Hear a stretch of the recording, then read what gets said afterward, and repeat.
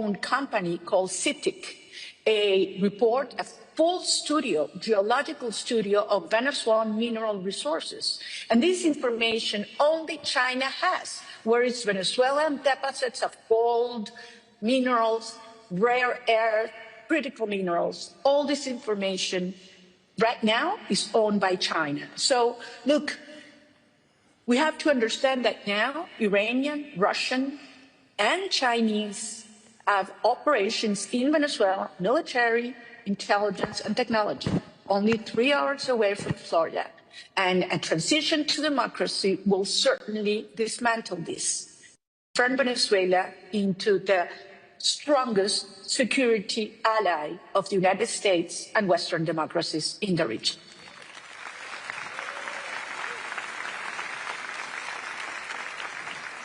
Fantastic. Going back to the elections for a moment, what would you do if Maduro called you right now, right after this interview, and said he's willing to recognize the results of the July 28th election and organize the transfer of power? What would be your top priority your first week of government?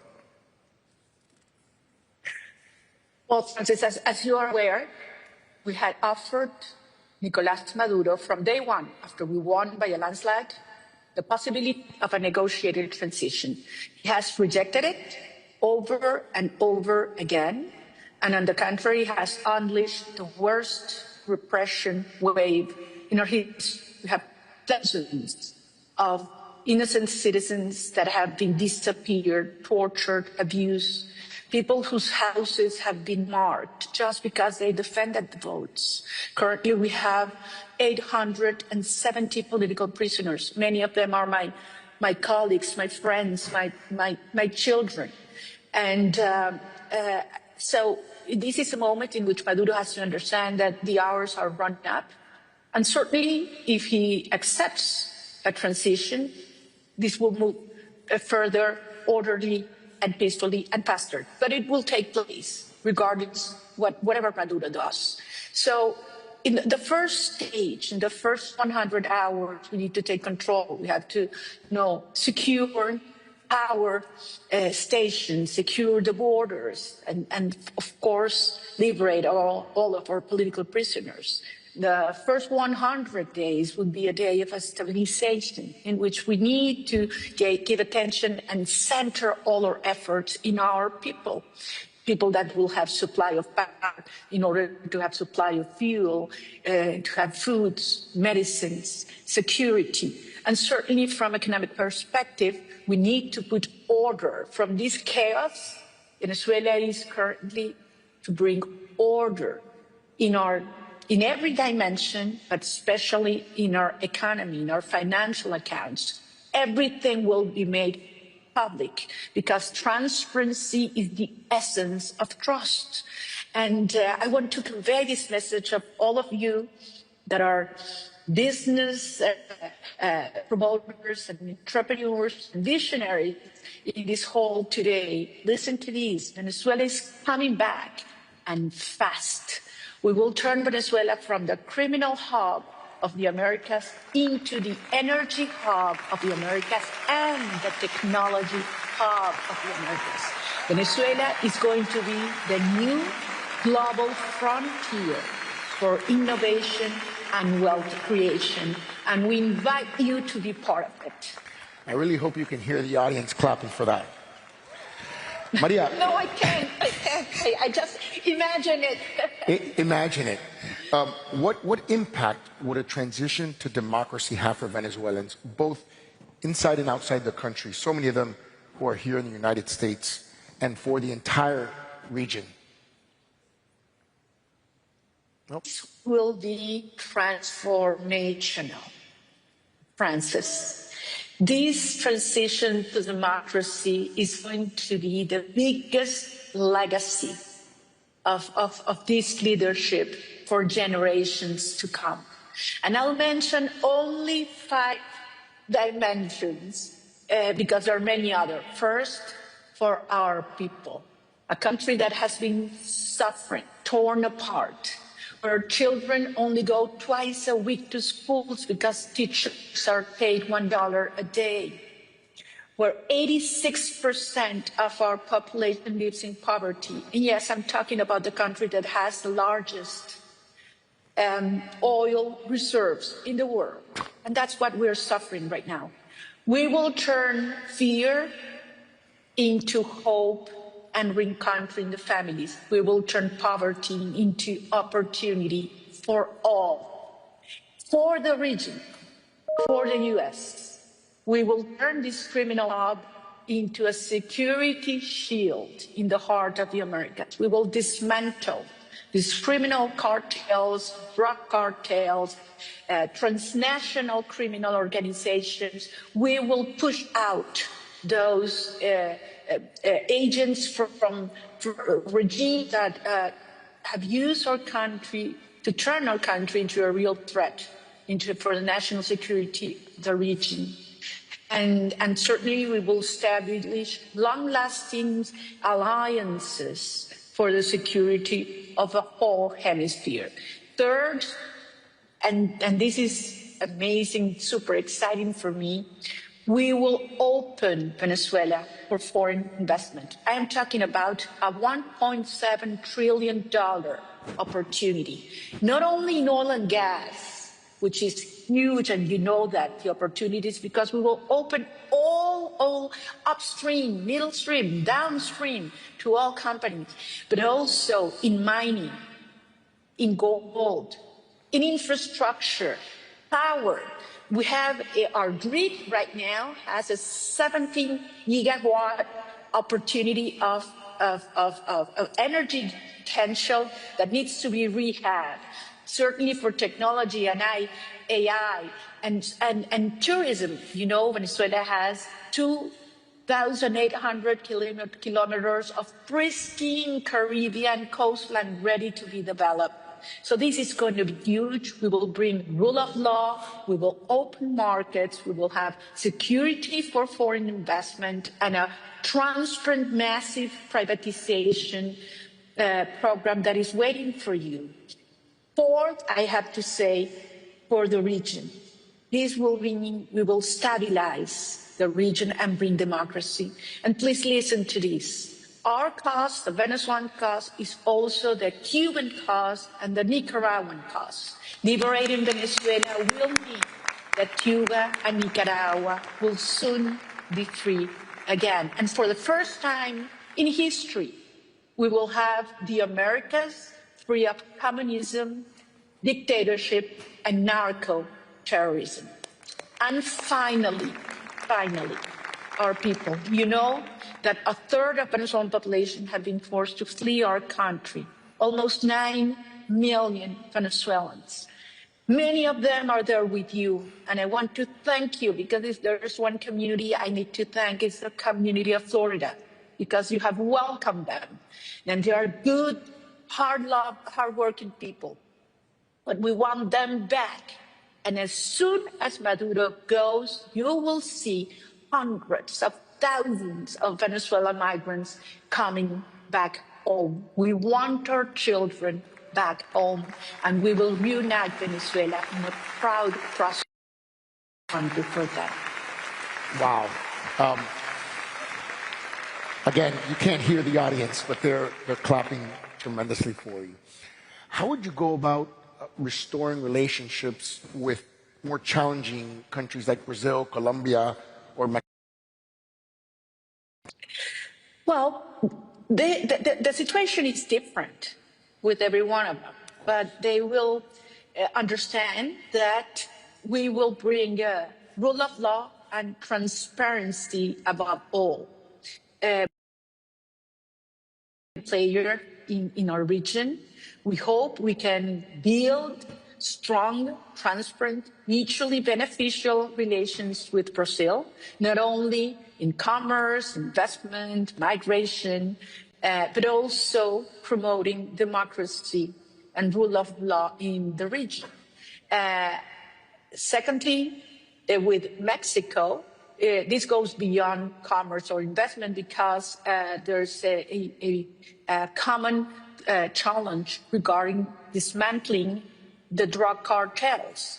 And we expect that this could be a hand-in-hand strategy, as we will have with the United States and other countries, for these criminal structures to be stopped and pushed out of our countries. And finally, Colombia, I would say that's a vital relationship. You are aware that we share, a very vivid border that has turned into a gray zone where criminals operate freely.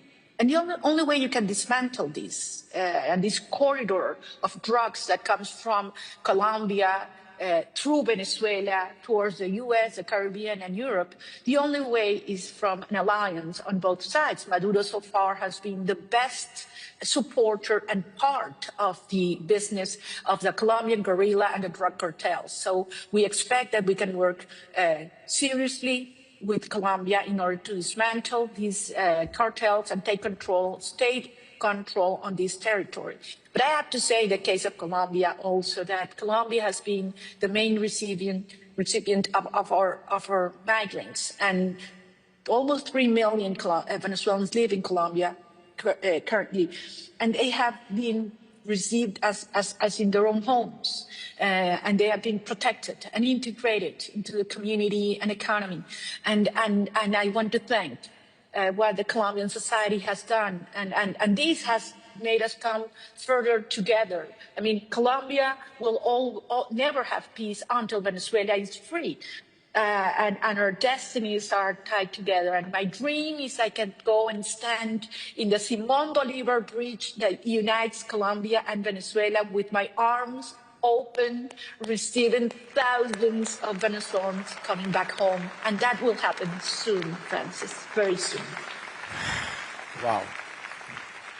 So we talked about your first week when you come back. What about the next 5 years? What's your vision for the next 5 years of Venezuela? Well, I will be with my family united and my loved ones in a free country. And I will tell you something, Venezuela will be the envy of the world. They would look and say, how did you do that? How did you turn a country in ruins into a beacon of hope, of prosperity, of security? I know many people feared that the destruction and devastation have been so huge in our institutions, in our infrastructure, in our resources, in our families, in our soul. But believe me, this has brought a country united as never before. We turned down the barriers the regime had built to divide us for racial or ideological or social issues. And the country is united around values, human dignity, freedom and love. And this, this urge, this need to bring our children back home. So Venezuela will turn into a country of prosperity that will be a living example of what citizens organize with their, will and genius to turn into a great nation that will also be a recipient of citizens that come all over the world because they want to invest, to create, to live their dreams in a land of grace.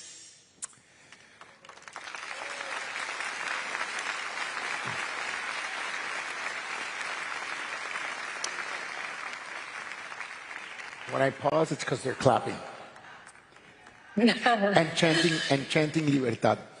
We spoke yesterday on the phone, and you invited me to a free Venezuela, and I look forward to that day where I can go with my wife, who's in the audience, to visit you in the presidential palace one day. We have a special moment here. You're speaking to the world. You're speaking to the Miami community. You're speaking to the Florida community in the United States. We're going to have the President of the United States here later, President Milei tomorrow. What is your message to the people of Miami, to the people of Florida, that, as you said, would probably love nothing more than just be able to go back to their country that's been destroyed by this regime? What's your message for them? Look, Francis, if there's one community in the world I owe gratitude, is to the people of Florida. Because you have received thousands of good, hardworking, family-loving Venezuelans. You have opened your schools, your businesses, your hearts for them. They have feel protected while we work together and fight for they've been able to come back.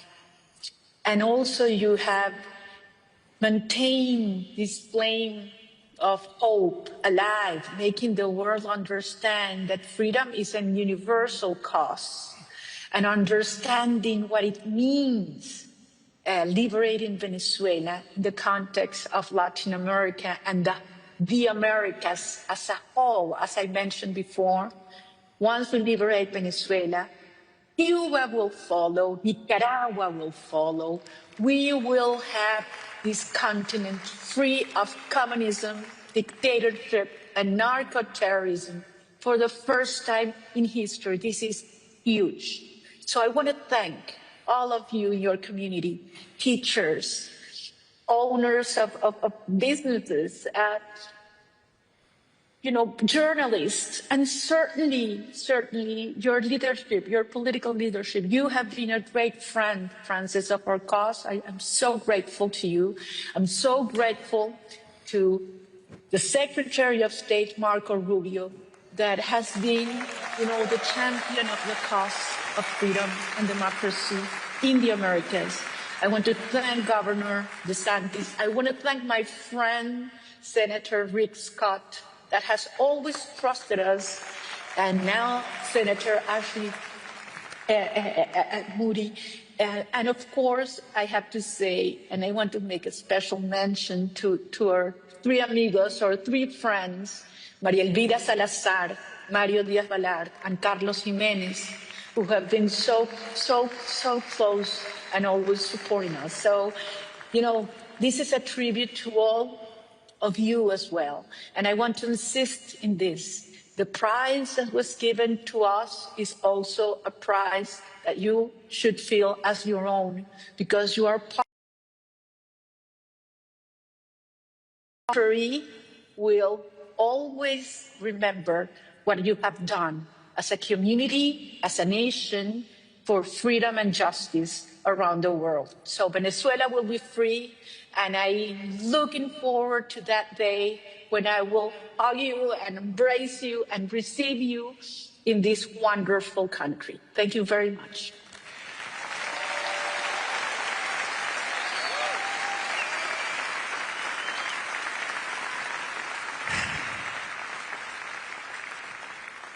María Corina, thank you so much for your courage in doing this. We know you do this at tremendous risk to yourself. Thank you for sharing your words, your vision, for your leadership. Thank you for being such an example to all of us of what courageous leadership really means. And on behalf of the American Business Forum, I just want to congratulate you once again and thank you. Thank you very much. My pleasure.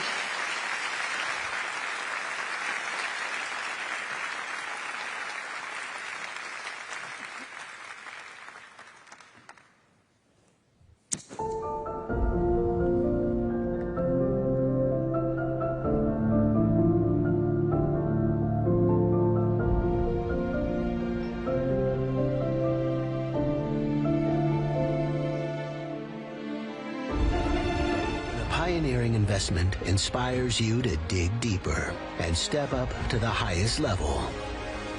That's the PIF effect.